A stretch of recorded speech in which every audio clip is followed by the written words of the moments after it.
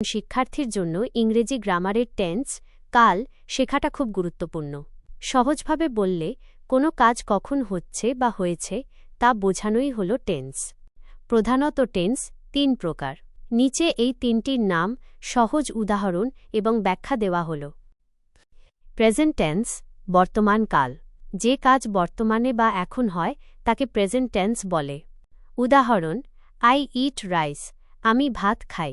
ব্যাখ্যা: এখানে খাওয়া কাজটি এখন বা সচরাচর করা হয় বোঝাচ্ছে। যদি কোনো কাজ বর্তমানে ঘটে বা অভ্যাসগত সত্য হয় তবে তা এই টেন্সের অন্তর্ভুক্ত। ২. পাস্ট টেন্স অতীতকাল। যে কাজ আগে বা অতীতে শেষ হয়ে গিয়েছে তাকে পাস্ট টেন্স বলে। উদাহরণ: আই এট রাইস, আমি ভাত খেয়েছিলাম। ব্যাখ্যা: এখানে খাওয়া কাজটি আগেই শেষ হয়ে গেছে। সাধারণত শব্দের শেষে ছিলাম, ছিল বা ছিলে থাকলে আমরা বুঝতে পারি এটা অতীতকাল। ৩. Future tense ভবিষ্যৎকাল। যে কাজ এখনও হয়নি কিন্তু পরে বা ভবিষ্যতে হবে তাকে ফিউচার টেন্স বলে। উদাহরণ: আই উইল ইট রাইস, আমি ভাত খাব। ব্যাখ্যা: এখানে কাজটি এখনও করা হয়নি, একটু পরে বা কালকে করা হবে বোঝাচ্ছে। বাংলায় ক্রিয়ার শেষে ব, বে বা বেন থাকলে তা ভবিষ্যৎকাল হয়। সহজ মনে রাখার চার্ট। টেন্সের নাম, বাংলায় অর্থ, চেনার উপায়, বাংলায়। উদাহরণ: প্রেজেন্ট বর্তমান কাল, করি, খাই, যাই। আই প্লে, আমি খেলি। পাস্ট অতীতকাল, করেছিলাম, খেয়েছিলাম। আই প্লেড, আমি খেলেছিলাম। ফিউচার ভবিষ্যৎকাল, করব, খাব, যাব। আই উইল প্লে, আমি খেলব। শিক্ষার্থীর জন্য টিপস: চতুর্থ শ্রেণীতে মূলত এই ৩টি প্রধান ভাগ ভালোভাবে বুঝতে হয়। পরে এই প্রতিটির আবার ৪টি করে উপভাগ, যেমন প্রেজেন্ট কন্টিনিউয়াস, প্রেজেন্ট পারফেক্ট ইত্যাদি শিখতে হবে। আমি কি তোমাকে এই টেন্সগুলো দিয়ে আরও কিছু বাক্য তৈরি করে দেখাবো যাতে তোমার প্র্যাকটিস হয়?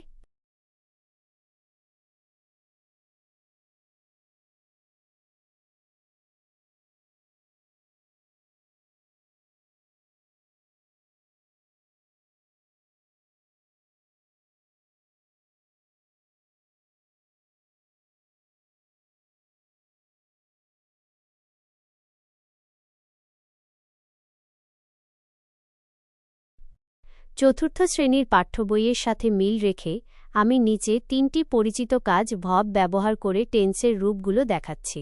এগুলো পড়লে তোমার ধারণা আরও পরিষ্কার হবে। বই পড়া, রিড দিয়ে উদাহরণ: present I read a book, আমি একটি বই পড়ি। Past I read a book, আমি একটি বই পড়েছিলাম।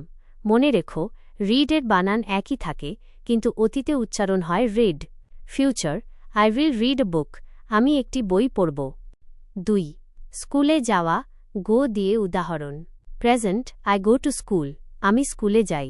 Past I went to school, আমি স্কুলে গিয়েছিলাম। Future I will go to school, আমি স্কুলে যাব। ৩. ফুটবল খেলা, প্লে দিয়ে উদাহরণ: প্রেজেন্ট আই প্লে ফুটবল, আমি ফুটবল খেলি। পাস্ট আই প্লেড ফুটবল, আমি ফুটবল খেলেছিলাম। Future I will play football, আমি ফুটবল খেলব। কেন এগুলো আলাদা? সহজ ব্যাখ্যা। প্রেজেন্ট টেন্সে শুধু মূল কাজটি, যেমন প্লে, গো বসে। পাস্ট টেন্সে কাজটির রূপ বদলে যায়, যেমন প্লে হয়ে যায় প্লেড, গো হয়ে যায় ওয়েন্ট। এটা বোঝায় যে কাজটা শেষ। ফিউচার টেন্সে মূল কাজের আগে শুধু একটি উইল বসিয়ে দিলেই হয়। এটা বোঝায় যে কাজটা সামনে হবে। একটি ছোট কুইজ: যদি বলি আই রাইট আ লেটার, আমি একটি চিঠি লিখি, তাহলে এর পাস্ট টেন্স এবং ফিউচার টেন্স কী হবে বলতে পারবে? চেষ্টা করে দেখো, ভুল হলে আমি ঠিক করে দেব।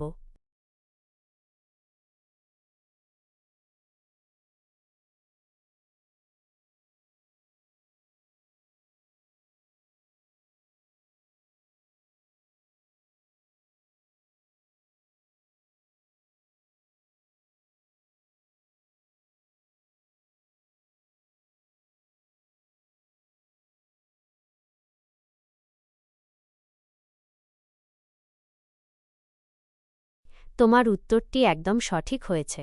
তুমি রাইট বর্তমান থেকে খুব সুন্দরভাবে রোট অতীত ব্যবহার করেছ। শুধু একটি ছোট বানান ভুল হয়েছে। ভুল লিটার, এটার অর্থ ময়লা বা আবর্জনা। সঠিক, লেটার, চিঠি। তাহলে সঠিক বাক্যটি হবে I রোট a letter to my brother. আমি আমার ভাইকে একটি চিঠি লিখেছিলাম। এবার চলো বাক্যটির 3টি রূপ দেখে নিই। 1. Present, I write a letter, আমি চিঠি লিখি। 2. পাস্ট, আই রোট এ লেটার, আমি চিঠি লিখেছিলাম। 3. Future, I will write a letter, আমি চিঠি লিখব। তুমি কি চাও আমি তোমাকে আরও 5টি মজার ইংরেজি শব্দ দিই, যা দিয়ে তুমি নিজে নিজে এরকম 3টি টেন্সের বাক্য বানানোর চেষ্টা করবে?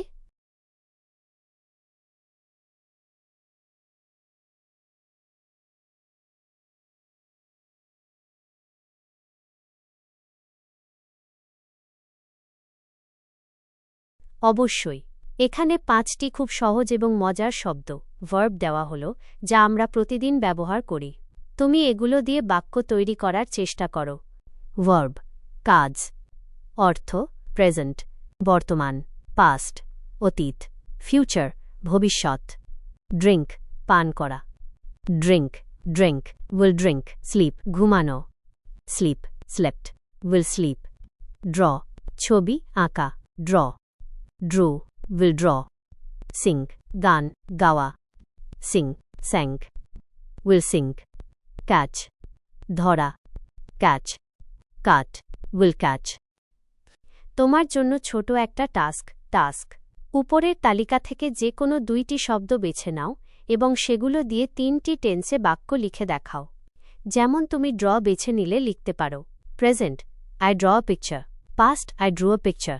Future, I will draw a picture. তুমি কি এখন স্লিপ এবং সিং দিয়ে চেষ্টা করে দেখাবে? ভুল হলে আমি শিখিয়ে দেব।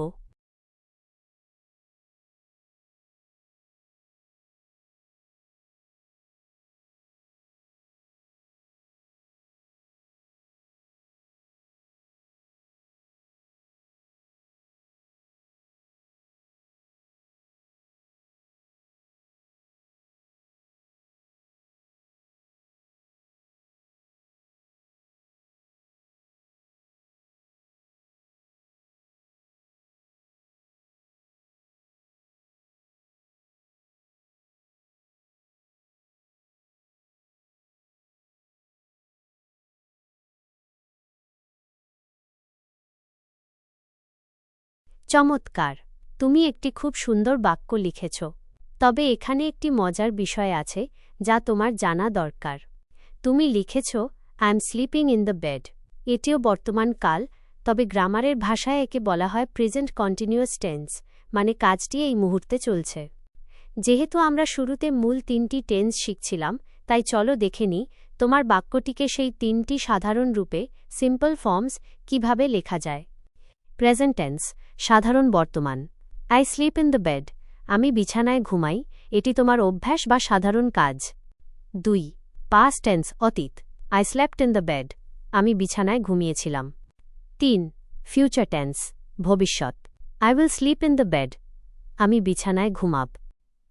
মনে রাখার সহজ নিয়ম: কাজটি সাধারণভাবে করলে স্লিপ, কাজটি আগে হয়ে গেলে স্লেপ্ট, কাজটি পরে হবে বোঝালে উইল স্লিপ। তুমি কি এখন সিং, গান গাওয়া শব্দটি দিয়ে 3টি টেন্সে বাক্য লিখে চেষ্টা করবে? যেমন, আমি গান গাই, আমি গান গেয়েছিলাম, আমি গান গাইব। তুমি চাইলে আ সং কথাটি বাক্যের শেষে যোগ করতে পারো।